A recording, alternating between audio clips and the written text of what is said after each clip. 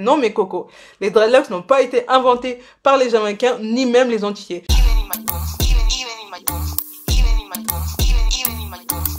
Bandeko, bonjour et bienvenue sur ma chaîne, j'espère que vous allez bien. Moi en tout cas je me porte super bien, je suis grave contente de revenir avec une nouvelle vidéo. Et le sujet de cette nouvelle vidéo n'est rien d'autre que les dreadlocks.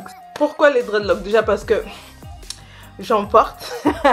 Et aussi parce que les dreadlocks sont souvent sujet d'un désaccord dans le sens où la légitimité de qui et qui ne peut pas porter les dreadlocks.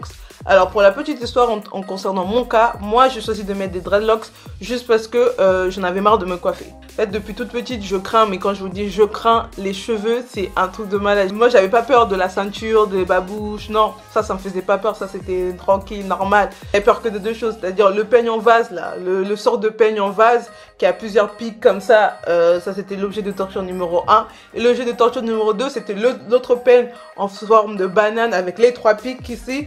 Non, moi je pouvais vraiment pas. C'était toujours mon torture comme ma tante ou ma mère me faisait asseoir pour me peigner les cheveux. Je commençais à pleurer bien avant, genre je sentais la pression juste dans la pelle. Et donc voilà, je pouvais vraiment pas. Et dès que j'ai eu contrôle de mes cheveux, je les ai coupés direct. Et pendant un moment, je pense que j'ai fait la boule à zéro pendant 1 ou 2 ans.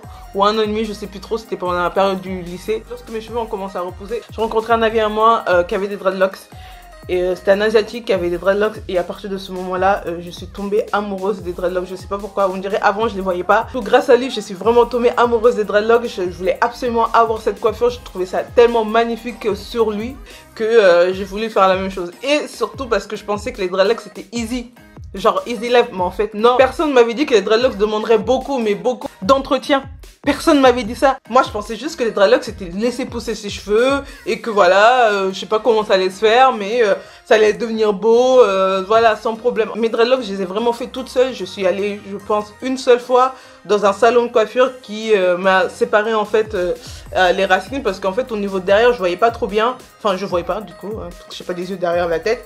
Du coup derrière je voyais pas trop et j'arrivais pas à séparer bien mes racines. Et comme je voulais pas qu'elles soient trop grosses ni trop fines, du coup je suis allée dans un salon de coiffure qui me les a rassemblées et mis à peu près à la taille que je voulais. Donc du coup c'est grave cool et je suis contente de mes dreads. Ça fait 6 ans que je les porte et je suis pas prête de les couper. Donc voilà pour la petite histoire sur mon histoire et mon rapport par rapport aux dreads. Du coup pour rentrer dans le sujet de cette vidéo, saviez-vous que les dreadlocks sont considérés comme l'une des coiffures les plus ancestrales du monde car elle a été portée par différents peuples au cours de son histoire. La première apparition des dreadlocks nous vient de l'Égypte antique où les membres de la famille royale ou les députés portaient naturellement des dreadlocks ou de coiffes tressées. On a notamment retrouvé des restes momifiés portant ces perruques dreadlocksées. Au cours de son histoire, les dreadlocks auront 2 aspects majeurs. La première et la plus répandue sera un aspect spirituel et religieux. En Asie, notamment en Chine, Koltun sera le nom des dreadlocks. Il sera porté comme une sorte d'amulette qui sera supposé apporter la bonne santé, bien sûr, des députés et des personnes les plus haut placées. Et il va aussi permettre de faire la distinction entre les personnes domestiques et les personnes dites libres. En Inde, pour les disciples du védisme, les dreads seront vraiment quelque chose de sacré. Ils seront aperçus comme un rituel religieux à part entière, l'expression de leur négligence à la vanité des apparences physiques. Les dreadlocks ne seront presque réservés aux personnes de foi ou aux chamans. En Afrique, grâce à la texture crépue de nos cheveux qui vont permettre la réalisation plus facile des dreadlocks, beaucoup de peuples, notamment de l'Afrique de l'Ouest à l'Afrique de l'Est, vont porter les dreadlocks. Parmi eux, on peut compter les Peuls, les Maasai, les Soninké, les Bantous, etc., etc. Au Sénégal, les disciples du Baïfal, je ne sais pas si c'est Baïfal ou Baïfal, en tout cas bref, qui est une des confréries indigènes de l'islam, était notamment réputée pour le port de dreadlocks et de toques multicolores. En Europe, durant la période romano-germanique, il est écrit que les Celtes, les Vikings ou encore d'autres peuples guerriers de ce genre portaient des dreadlocks. La croyance était que pendant qu'ils dormaient, une sorte de fée venait entremêler leurs cheveux et de peur d'un certain malheur, ils décidaient de ne pas démêler leurs cheveux ni même de les couper. Les dreadlocks vont aussi apparaître lors d'un rituel aztèque dans la culture mexicaine, lors d'une description du rituel par l'historien William Hickling Prescott.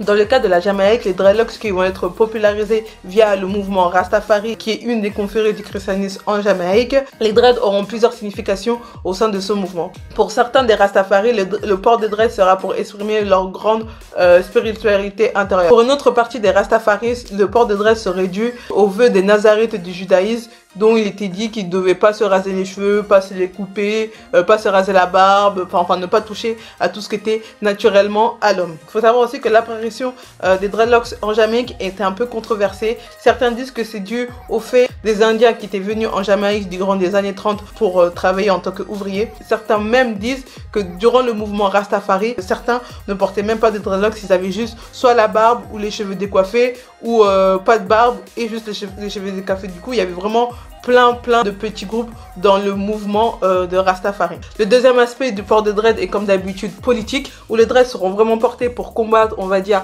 les normes de beauté des colons, c'est-à-dire des cheveux droits, des cheveux lisses. Les dreads seront désignés comme horribles, comme moches, et c'est notamment durant ces climats de confrontation que le terme dreadlocks, c'est-à-dire les mèches de la peur, va prendre place en Jamaïque durant les années 50. Et ça sera vraiment le symbole fort du groupe de rebelles Mau Mau au Kenya, et pour les Rastafari en Jamaïque. Les dreadlocks seront aussi le symbole d'un nationalisme unitaire qui va rassembler tous les Noirs contre justement de ces colons. Par la suite, lors de la popularisation du reggae dans les années 70 par les artistes dont Bob Marley ou Jimmy Cliff, les dreadlocks seront portés par les activistes écologistes.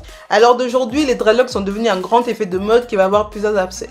Par exemple, aux États-Unis, beaucoup de groupes de métal vont porter les dreadlocks. Dans la communauté noire, les dreadlocks, tout comme l'afro, est un symbole important qui va symboliser l'unité entre les noirs, d'un aspect majeur de la race dite noire. Comme je l'ai dit tout à l'heure, certains des activistes écologistes vont porter des dreadlocks par opposition aux normes standards de la société. Et enfin, un dernier aspect du port des dreadlocks, ce serait l'aspect un peu créatif. Du coup, les dreadlocks seront l'expression de la liberté créative, l'expression de sa liberté spirituelle, l'expression de sa liberté corporelle. Le port de dread serait vraiment pour se différencier des autres. Donc voilà, on va vraiment constater que pendant tout le cours de l'histoire, les dreadlocks seront portés par plusieurs peuples et on va dire que la connotation majeure qui va les réunir, ça sera dans le côté spirituel.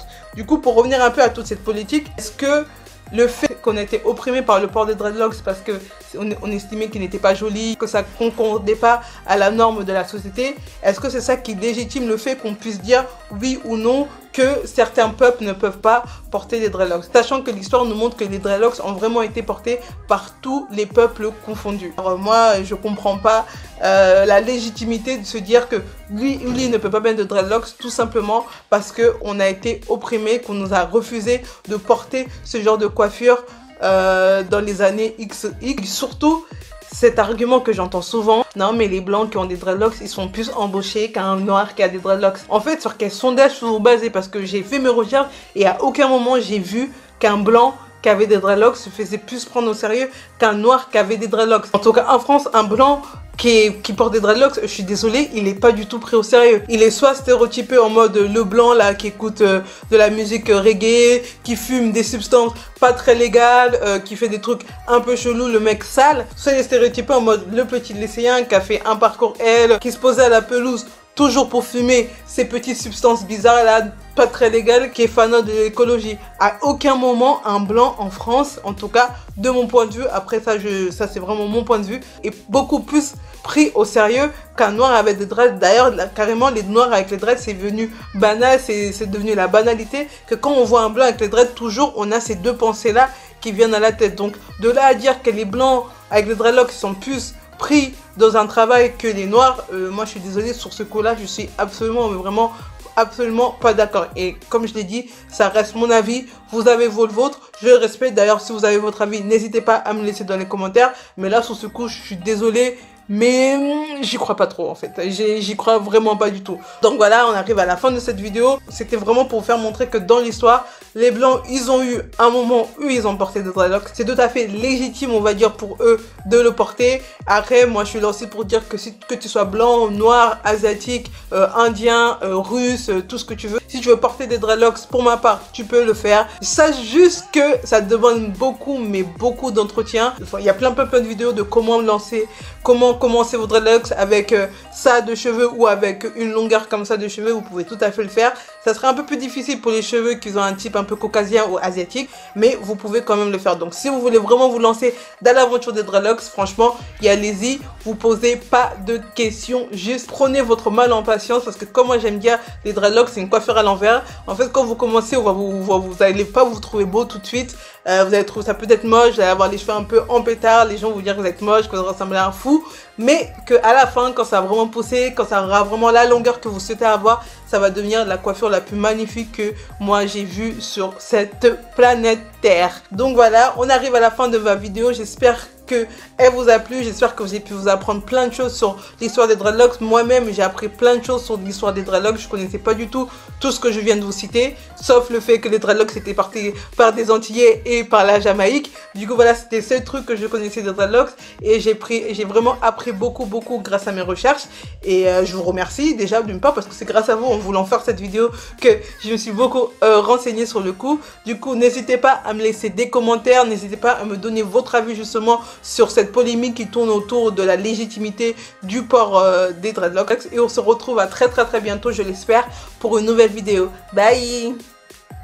Bed wet, legs spread, big mess. Oh.